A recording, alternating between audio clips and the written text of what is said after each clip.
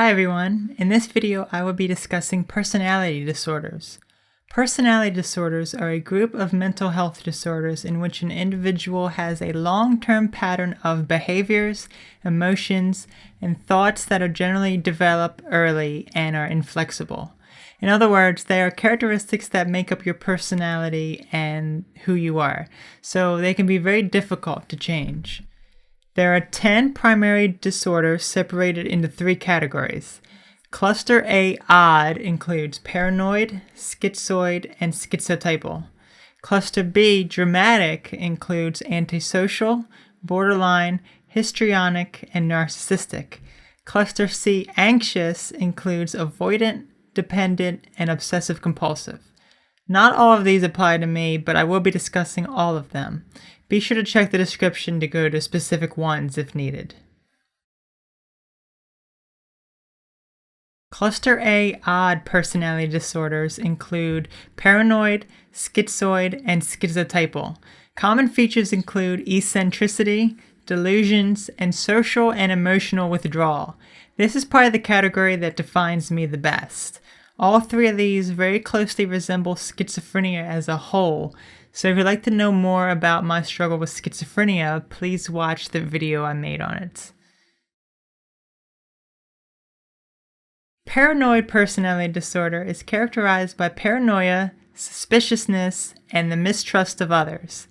The individual may always be on guard, observing their surroundings for threats, feeling as though they are in danger when there is no evidence to suggest this.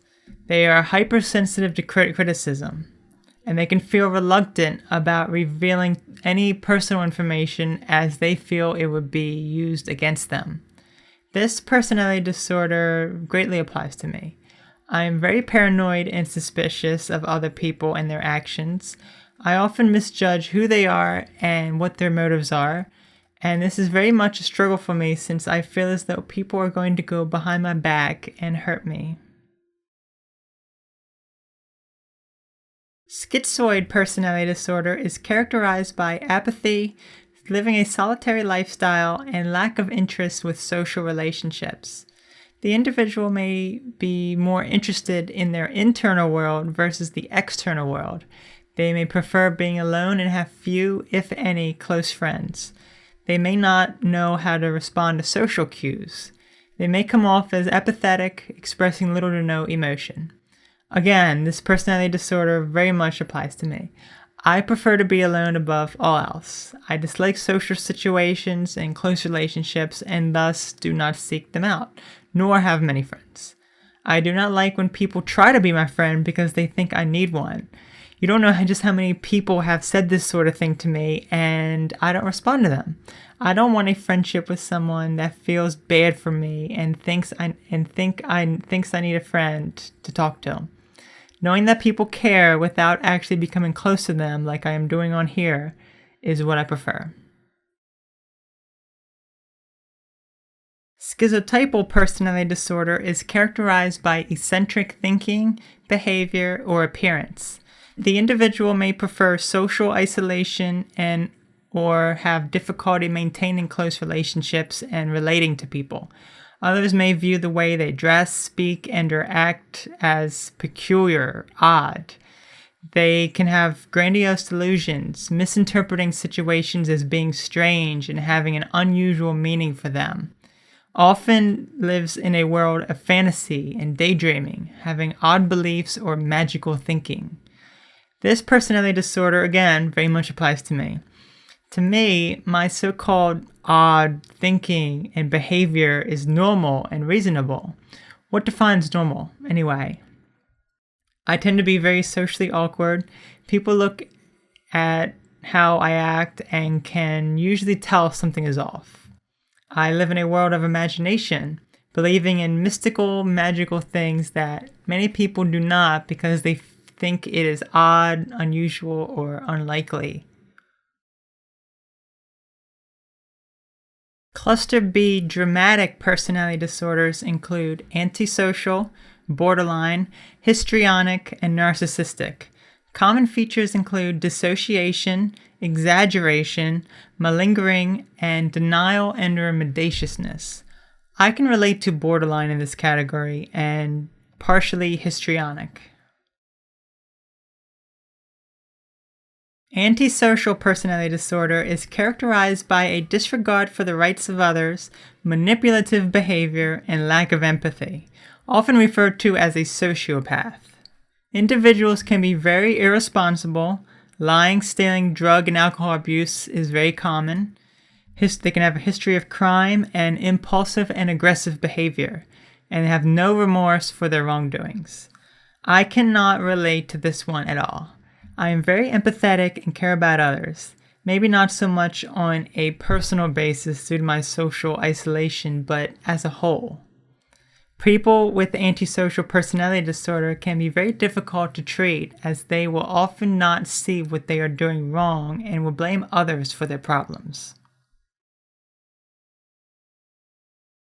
Borderline personality disorder is characterized by intense mood swings, problems with self-worth, unstable interpersonal relationships, and impulsive self-destructive behavior. Individuals may alternate between the positive and negative of others and shift back and forth for little to no reason, making relationships difficult. They may have intense feelings of emptiness and loneliness. They can be paranoid and delusional. And they can have intense fears of abandonment or a frantic fear of being abandoned. This fear may lead to frantic attempts to avoid being alone by making lots of friends or holding on to those around them, or reject others before they are abandoned. It is interesting to note that a large number of people with dissociative identity disorder also fit the criteria for borderline personality disorder. Also, bipolar disorder should not be confused with borderline personality disorder. While there is some overlap, they are two different illnesses. I can relate to this personality disorder. My feelings about someone can shift very quickly. It's like, oh, I love you. No, I hate you. But I need you in my life because you mean a lot to me. No, you don't. Go away. And this is so annoying. I don't even know what I think many times. I tend to always feel empty and unfulfilled, and I don't know why. I also have a very intense fear of abandonment. Many years ago, it was at the point where I would try to have many friends. Not personal or anything, I would just want to be friends with everyone on Facebook that I saw in school. When they didn't accept my friend request, I would freak out because I thought they hated me, even though they didn't even know me. I would even freak out and become so depressed and cry when someone would remove me as a friend on Facebook. I kept a list of all of my friends, and when I saw the number drop, I went through the list to find out who it was, and it upset me so badly. Now, my outlook has changed to where I cut the person out of my life before they get too close so I can avoid that abandonment altogether. That way, I am not hurt. But this leaves me with, no friends at all. When it comes to the Facebook thing, I block all the people I had as friends so they don't threaten me any longer. It's very frustrating. Histrionic personality disorder is characterized by excessive need for approval, attention-seeking, and inappropriately seductive behavior. Individuals may have very intense and unstable emotions and distorted self-image. Uncomfortable unless the center of attention, and will overreact to become the center of attention. They are constantly seeking reassurance and approval from others, and are often self-centered, seeming fake or shallow. I will admit, there is a part of me that I would say is like this. There have been times that I feel as though I need to be the center of attention. I have done things that are shocking to get a reaction out of people because I want them to talk to me. Even if it's negative, I want the attention. I am also someone who is constantly in need of reassurance and approval from others. Deep down, though, all of this is not me, so it is very frustrating and confusing. However, I would say that this is mostly because I feel very unloved. I don't feel like anyone accepts me. Even if they tell me they do, I need the reassurance. Narcissistic personality disorder is characterized by an abnormal love for oneself, feeling superior and important, and preoccupation with power and success, often referred to as egotistical or arrogant. Individuals may be very insecure with low self-esteem and a distorted self-image. They cover it up by putting others down and thinking they are superior.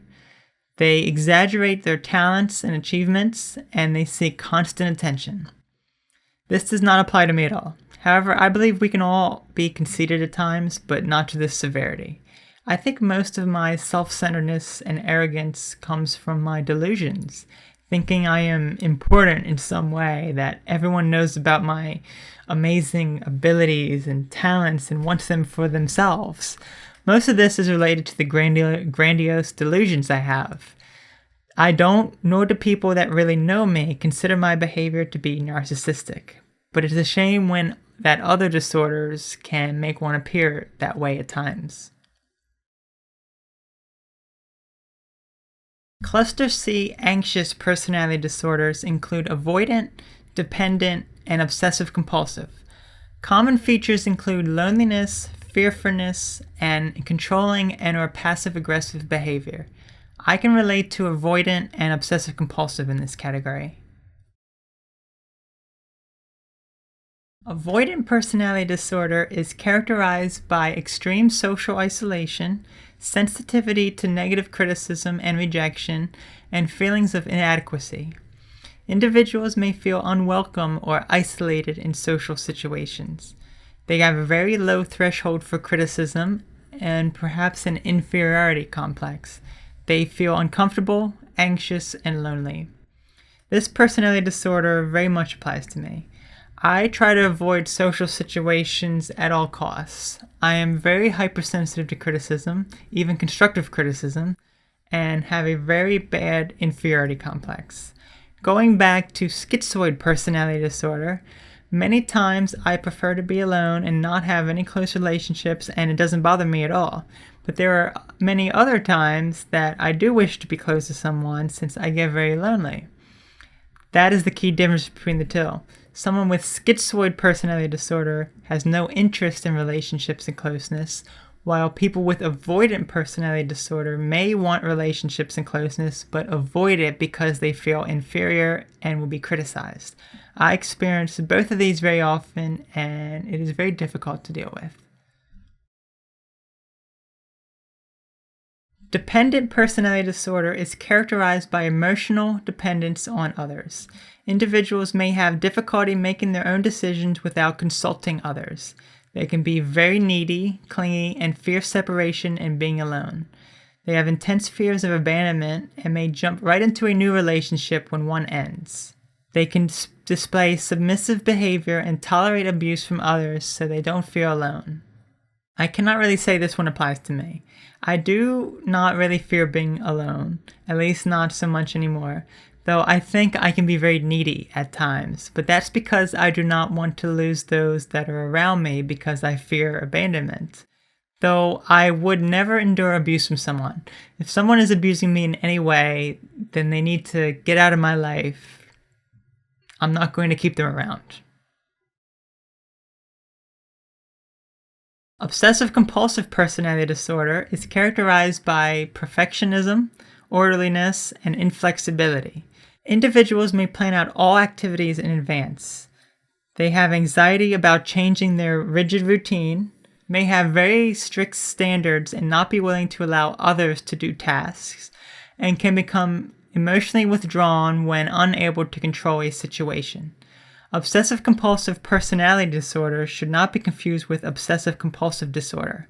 While they are similar, the key difference is that people with OCPD usually find pleasure in perfecting a task and feel like their behavior is rational and desirable, while those with OCD find their obsessions and habits to be unwanted, time-consuming, and stressful. I would say I have both OCPD and OCD. I did make a video on OCD if you would like to check that out. Anyway, I would say that I find some of my obsessions and compulsions to be fulfilling, such as perfecting a task, but many times I find it distressing. They take up so much of my time that it's frustrating. Even when it comes to perfectionism and having things orderly, I do enjoy the feeling of things being perfect in my eyes. There is a sense of accomplishment and fulfillment there. But a lot of times this behavior is very unhealthy for me since I focus on the details and spend so much time at perfecting it that I lose sight of what it was supposed to be. For example, when doing these videos, I study each and everything so carefully that it takes a lot of my time. When I upload it and then discover some trivial mistakes, I get really upset. I really want to delete the video, fix the mistakes, and re-upload it. But I would lose all views and comments and everything else, though I would feel a sense of accomplishment from doing this, despite how much stress it causes me by wanting and needing to do this. So I hope this video was informative. Thanks for watching.